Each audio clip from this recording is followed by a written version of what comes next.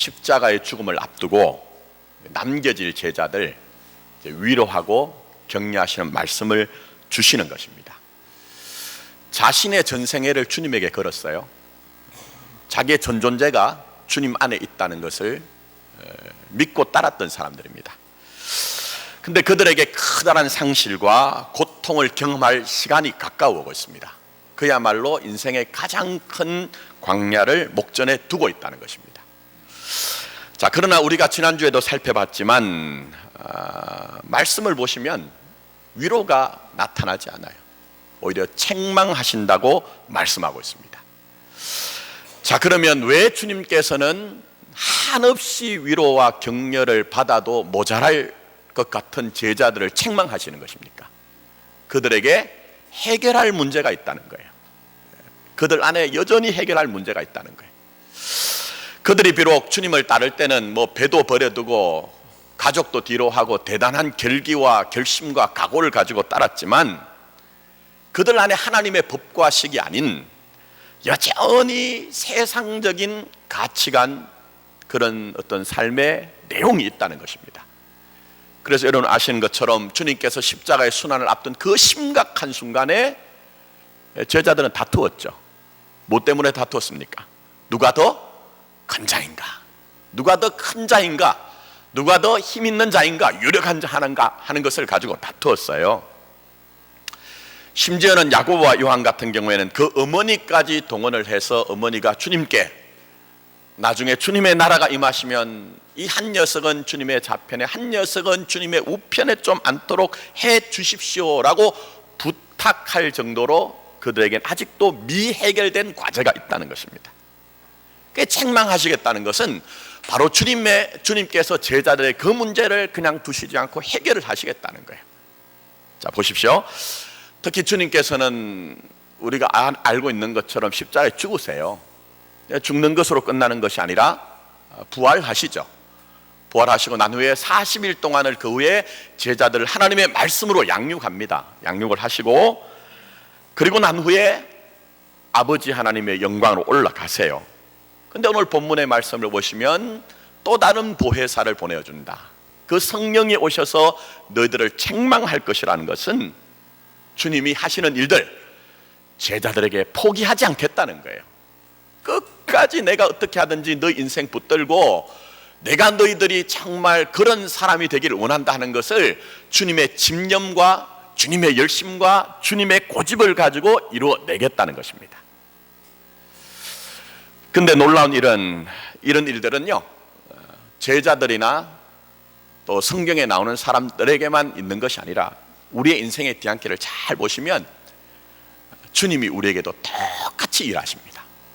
여러분, 이 격동치고 요동치는 이 시대 속에서 내가 이만한 믿음 가진 것, 과연 여러분이 하나님 앞에서 하나님 내가 이 정도 믿음을 나 스스로 가질 수 있습니다라고 자신감 가지고 계세요, 여러분?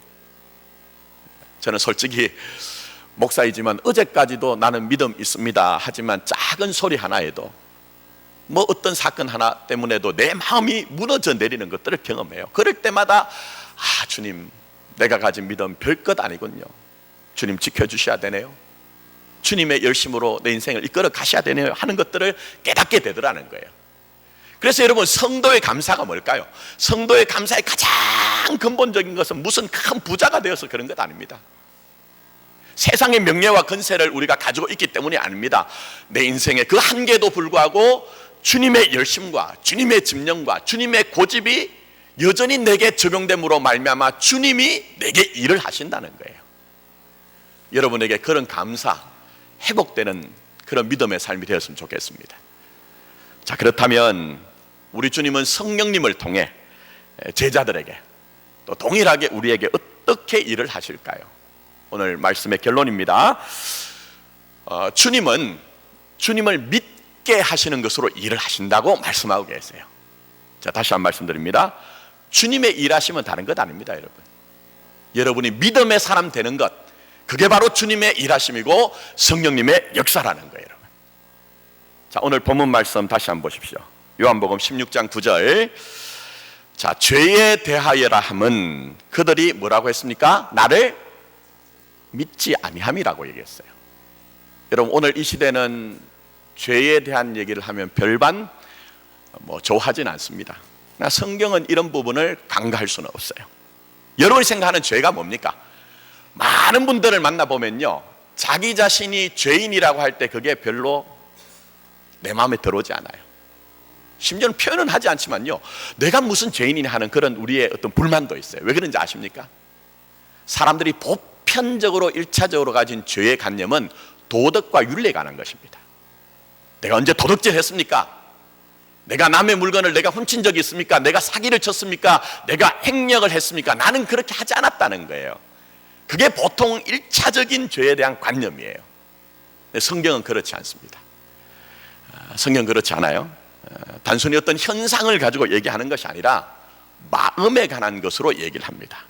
그래서 우리 주님도 예를 들면 마태복음 5장 28절에 간음에 대해서 그렇게 얘기합니다. 너희들 지금까지 간음을 어떻게 생각했느냐? 간음이라는 것은 그렇게 단순한 문제가 아니다. 음욕을 품고 여자를 보는 자마다 이미 다 간음을 하였느니라고 얘기해서 마음에 관한 것으로 얘기를 하고 있어요. 내면에 관한 것으로 얘기를 하고 있어요. 그런데 중요한 것은 성경만 그런 것이 아니고요, 모든 종교들은 다 그 정도를 얘기합니다. 그러나 성경은 조금 더 깊은 수준으로 내려갑니다. 성경이 얘기하는 죄라는 것은요, 하나님과의 관계의 문제예요. 하나님과의 관계.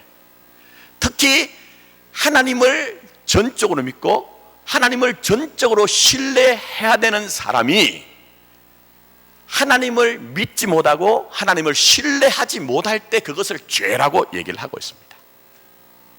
여러분, 그 대표적인 사건이 사실은 신명기에 이제 등장을 하고 있죠. 애굽에서 한 400년 동안 종살이 했습니다. 얼마나 고달픕니까? 얼마나 힘듭니까, 여러분? 전격적인 주권적인 하나님의 은혜로 탈출을 시켜주셨으면, 아니 좀 빠른 길 가도록 해야 되는데 우리 계속 살펴보지만 오히려 광야길을 가게 하시거든요. 근데 그 길에 대해서 신명기 말씀을 잘 보시면 어떤 길이냐면요, 낮추시는 길이래요. 여러분, 저도 그렇지만 사람이란 존재는 누군가 자꾸 우리를 올려주면요 기분이 좋아요. 근데 낮추시는 것은 아프거든요. 힘들거든요. 근데 그 길은 낮추시는 길이라고 얘기를 합니다. 시험하는 길이라고 얘기를 하고 있어요. 줄이는 길이라고 얘기를 합니다. 여러분 생각해 보십시오. 말씀드린 것처럼 400년이란 그 어마어마한 긴 세월을 온갖 고통과 착취와 억압을 당한 사람들입니다. 그럼 불러내셨으면 좀 격려도 하시고 위로도 하시고 등도 토닥거려 주셔야 되는데 오히려 너희들을 40년 광야길을 가게 했다고 얘기를 하시거든요. 왜 그렇게 하신 것입니까? 자, 신명기 8장 2절 말씀 한번 보세요. 자, 거기 보시면 이렇게 얘기합니다. 내 마음이 어떠한지, 그 다음에 뭐죠? 그 명령을 지키는지 지키지 않는지 알려 하심이다 얘기했어요. 순종의 문제라는 거예요. 우리 인생의 광야에 등장하는 모든 그러한 것들은 그것을 기재로 해서 정말 우리가 하나님 앞에서 순종하는 인생이냐 아니냐 하는 것들을 알기를 원한다는 거예요. 근데 중요한 것은요, 조금만 깊이 생각해 보시면 이 순종의 문제는 믿음의 문제입니다. 신뢰의 문제입니다. 내가 어떤 사람을 믿지 못하고 신뢰하지 못하면요, 온전한 순종이 거기에서 나올 수가 없는 거예요. 믿음의 문제, 신뢰의 문제인 것이죠. 결정적으로 이스라엘 백성들이 가나안 땅에 들어가지 못한 사건이 가데스 바네아에서 일어납니다. 아시는 것처럼 각 지파별로 족장을 한 명씩 불러내어서 12명의 정탐꾼을 보냅니다. 그리고 그들이 들어가야 되는 땅을 전부 다 돌아보도록 하셨잖아요. 그게 민수기 13장, 14장에 나오거든요. 근데 그들에게 동일한 것이 있습니다. 그들에게 똑같이 동일한 것이 있습니다. 그들이 그 땅을 정탐하고 돌아와서 모세와 아론과 백성들에게 보고를 할 때 그들은 그 땅이 하나님의 약속대로 젖과 꿀이 흐르는 땅이라고 보고를 하고 있어요. 그건 똑같습니다, 여러분. 그리고 그들은 그 증거로 그 땅에서 가지고 온 포도송이를 보여주었습니다. 그러나 그 다음이 달라집니다. 여러분, 똑같은 자리에서 우리가 예배를 드리고 우리가 평생 동안 우리가 뭐 이렇게 저렇게 인간관계를 맺으면서 우리가 산다고 하지만 실제적으로 아무것도 아닌 것 같이 보여지는 사건들 속에 그것이 기화가 되어서 믿음의 사람이냐 그렇지 않느냐 하는 것들이 판명이 되는 거예요, 여러분. 근데 어떻게 됩니까? 그 다음에 10명의 정탐꾼은 우리가 그 땅을 보고 왔더니 그 땅은 강한 땅입니다. 강성한 땅입니다. 성읍은 견고하고 그 땅에 살고 있는 백성들은 안악자손. 근데 우리는 그 앞에 서니 어떻다고요? 메뚜기 같다고. 메뚜기 같다고. 하나님을 고려하지 않고 이끌어내시고 인도하시고 결국 약속을 이루실 그 하나님을 고려하고 하나님을 인정하고 하나님을 믿는 것이 아니라 우리에게 있는 이러한 현실 속에 우리는 이 약속이 이루어질 수 없다고 믿었기 때문에 그들은 백성들 앞에서 우리는 메뚜기 같다고 얘기를 합니다. 그러나 거기에 있는 여호수아와 갈렙은 어떻습니까? 아닙니다. 아닙니다. 우리가 올라가기만 하면 하나님께서 그 땅을 우리에게 취하게 하실 것입니다. 오히려 그들이 우리의 밥이 될 것입니다 라고 얘기합니다. 근데 백성들은 어떻게 합니까? 여러분 이미 다 결과를 아시잖아요.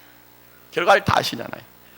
이스라엘 백성들은 부정적인 얘기에 귀를 기울이고 마음을 쏟습니다. 부하내동을 합니다. 그러면서 우리가 애굽 땅에서 죽었거나 이 광야에서 죽었으면 좋을 것인데 굳이 저 땅으로 우리를 이끌어서 저들의 칼날에 왜 우리를 죽게 하느냐, 우리가 애굽으로 돌아가는 것이 훨씬 낫겠다고 얘기합니다. 그리고 또 다른 지휘자를 세워서 또 다른 그런 지도자를 세워서 돌아가자고 하면서 모세를 돌로 치려고 하게 되는 그런 모습을 보게 됩니다. 자, 근데 중요한 것은 이것입니다. 왜 이들이 그렇게 했을까요? 왜 이들이 그렇게 했을까요, 여러분? 하나님의 큰 은혜를 맛봤는데. 성경이 우리에게 얘기하는 부분이 있습니다. 신명기 1장 32절에서는요 이 사건을 이렇게 정리합니다. 한번 들어보십시오. 이 일에 너희가 너희의 하나님 여호와를 믿지 아니하였도다. 이 일에 대해서 뭐라고 하죠? 너희가 누구를 믿지 못했다고요? 하나님을 믿지 못했다는 거예요.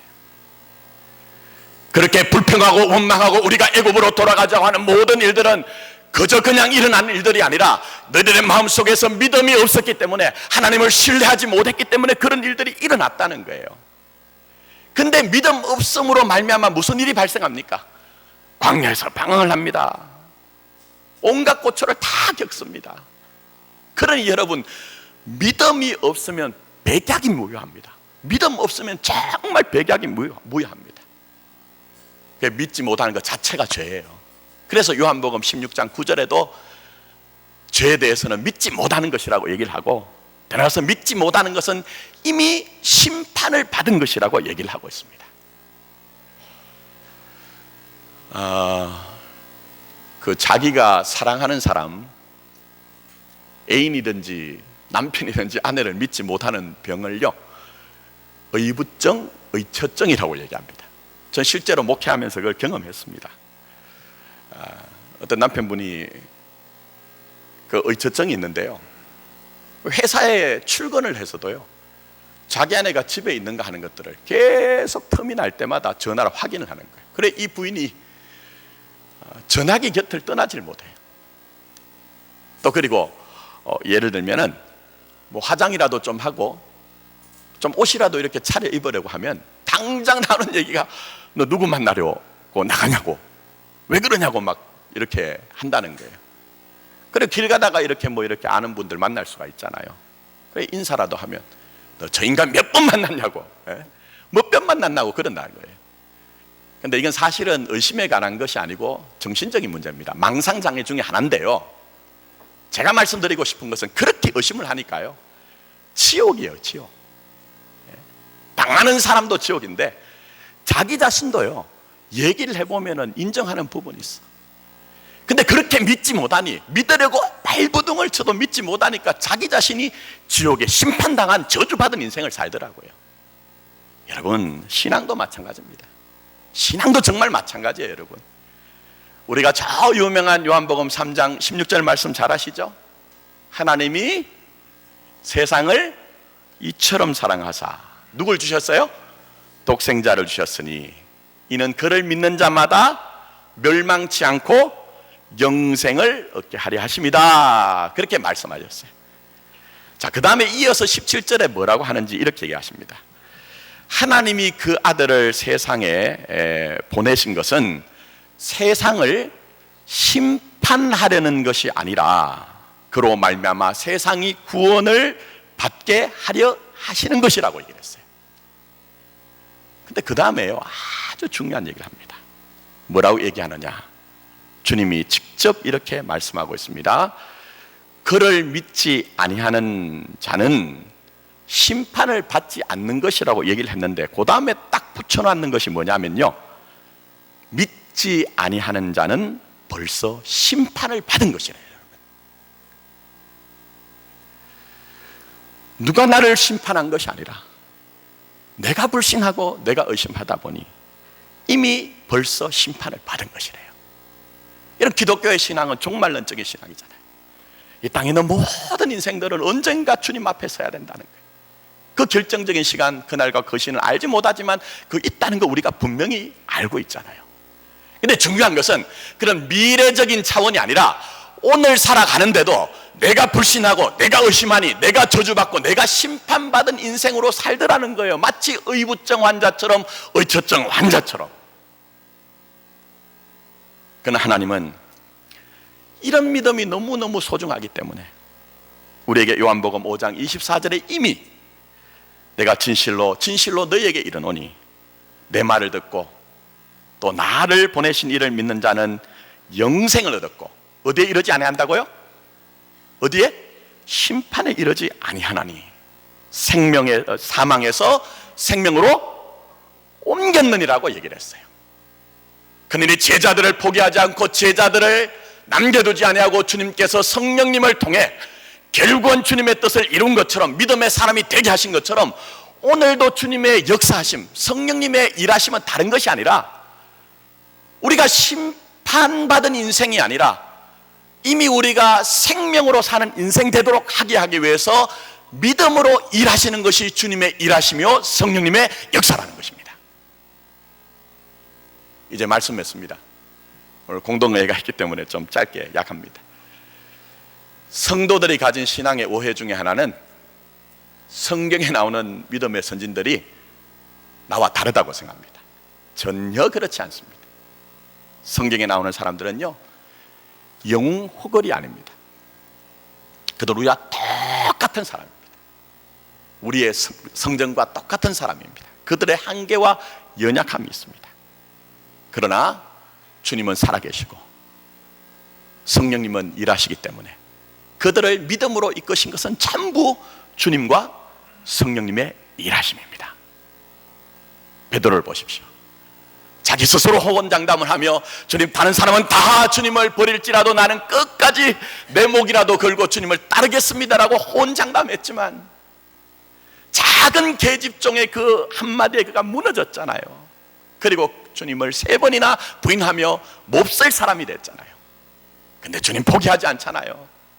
부활하신 후에 두려워하고 있는 그들에게 나타나셔서 주님이 말씀하십니다. 요한복음 20장 22절에 그들을 향하사 숨을 내쉬시며 이르시되, 뭐라고 하셨습니까 여러분? 뭘 받으라고요? 성령을 받으라. 성령을 받으라는 거예요. 왜 주님께서 부활하신 후에 성령을 받으라고 말씀하십니까? 성령의 임재와 성령의 능력이 아니고서는 내가 내 안에 불신을 절대 극복할 수 없습니다. 성령의 임재와 성령의 능력이 아니고서는 내가 내 의심을 뛰어넘어서 정말 온전한 믿음의 사람이 되는 것이 불가능합니다. 그러니 오늘도 주님이 교회 역사하신다는 것, 성령님이 여러분에게 일하신다는 것은 바로 그런 우리들이지만 우리에게 오셔서 또 다른 보혜사신 성령님이 우리의 한계와 우리의 연약함을 뛰어넘어서 우리를 주님을 온전히 믿게 하는 믿음의 사람 되도록 하는 것입니다. 그런 점에서 기독교 신앙은요, 부자 되자는 얘기는 부차적인 문제입니다. 내가 더 유능한 사람이 되거나 내가 성공적인 인생을 산다는 것은 다른 문제입니다. 가장 중요한 것은 나를 믿음의 사람 되도록 하시는 것이 주님과 주님의 성령님의 일하심이란 것을 알기 때문에 지금 이 시간에도 언제든지 주님 앞에 나가서 주님을 의지하고 성령님을 우리가 신뢰하여 전적으로 그 안에서 믿음의 사람 되어지는 것입니다. 아무쪼록 오늘 예배 가운데 나오신 저와 여러분들이 믿음으로 말미암아 죄가 주장하는 인생이 아니라 주님의 그 일하심 역사심으로 말미암아 믿음의 사람 되십시오. 특별히 인생의 광야를 만났을지라도 주님을 전적으로 신뢰하는 그런 믿음의 사람이 되십시오. 그럴 때에 우리는 세상에 뺏기지 않는 주님의 사랑 가운데 모든 것들을 넉넉히 이길 수가 있을 것입니다. 이런 은혜가 우리 교회와 예배드리는 여러분의 있기를 예수님의 이름으로 축원합니다. 함께 기도드리겠습니다. 아버지